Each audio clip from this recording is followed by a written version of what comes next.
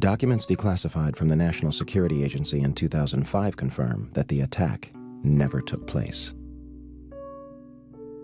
The Tonkin Gulf Resolution was signed by President Johnson on August 10, 1964. This decree was the doorway through which the United States officially walked into Vietnam.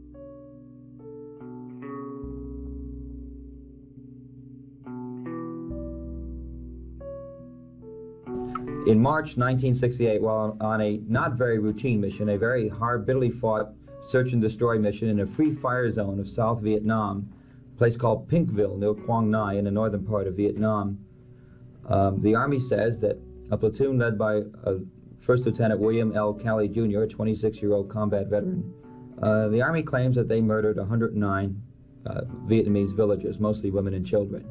Kelly doesn't necessarily dispute that fact. What he says is, I was following orders.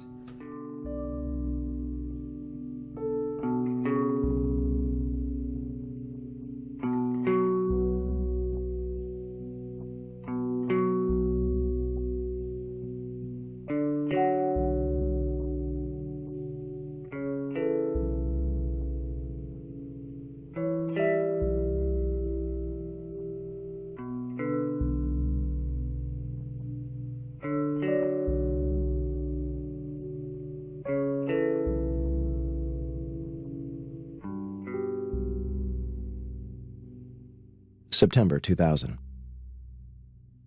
The Project for a New American Century, a neoconservative think tank whose members include Dick Cheney, Donald Rumsfeld, Paul Wolfowitz, and Jeb Bush, releases their report entitled Rebuilding America's Defenses. The report calls for a massive overhaul of the United States military and encourages fighting and winning multiple theater wars. They declare that the process of transformation, even if it brings revolutionary change, is likely to be a long one, absent some catastrophic and catalyzing event, like a new Pearl Harbor. 17 of the project's participants would later take positions in the next White House administration.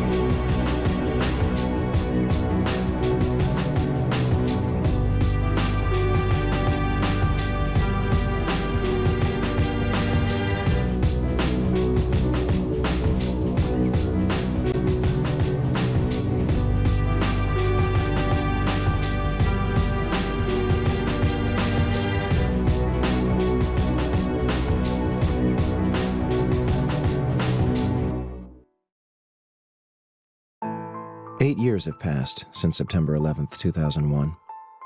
Although the World Trade Center is slowly being rebuilt, the family members and survivors are far from rebuilding the lives which were shattered on that fateful day.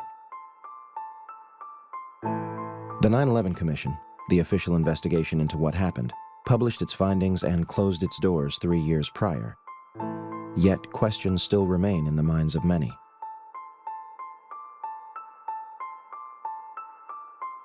What could drive so many people to continue to question such a tragic event? The events of 9/11 were used to shape the Bush administration's entire foreign and domestic policy.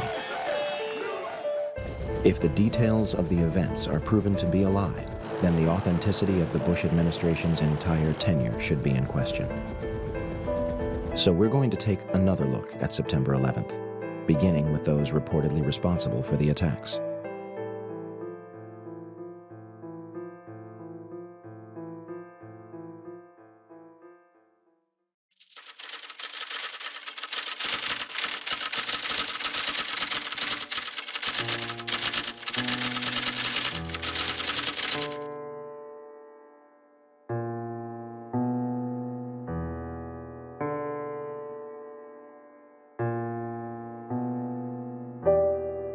By the afternoon of 9/11, Osama bin Laden was officially being blamed for the attacks, though a number of international figures would question the United States version of events, including Egyptian President Mubarak and General Hamid Gul, the former head of Pakistani intelligence, who stated that 9/11 was pulled off by the Israeli intelligence service.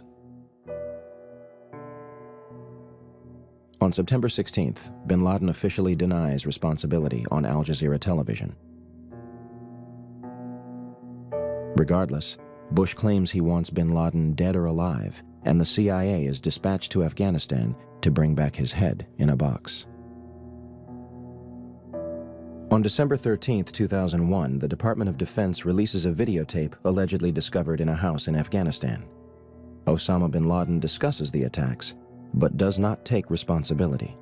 American mainstream media and even President Bush would portray this videotape as absolute proof of his guilt, even though the translation was not conducted by a third party and was instead provided by the Department of Defense. International establishments and many others question the legitimacy of the tape. Ich habe die Übersetzung des Pentagons sorgfältig überprüft. Diese Übersetzung ist sehr problematisch. Sie ist an den wichtigsten Stellen, die Täterschaft bin Ladens beweisen sollten, nicht identisch mit dem arabischen Ton. In a video aired on Al Jazeera 3 days before the 2004 presidential election, bin Laden reportedly claims responsibility for 9/11 for the first time. Al Jazeera does not say how they received the tape. The final bin Laden video was released in 2006. Does anyone else see a problem here? Osama bin Laden has never been captured or officially convicted for September 11th, 2001. Although audio tapes attributed to him are occasionally released, as of this date, he is considered dead by most. As for the hijackers, the 19 hijackers were painted as radical Muslims, sneaking into the United States without any problem and raising zero suspicion as to what they were planning. First, they were not devout Muslims spending their last days preparing for paradise. In the months and weeks before the attacks, some of the hijackers are spotted several times at strip clubs and make several unexplained trips to Las Vegas. They drink heavily, receive lap dances, buy sex toys, and sleep with prostitutes, spending thousands of dollars within hours.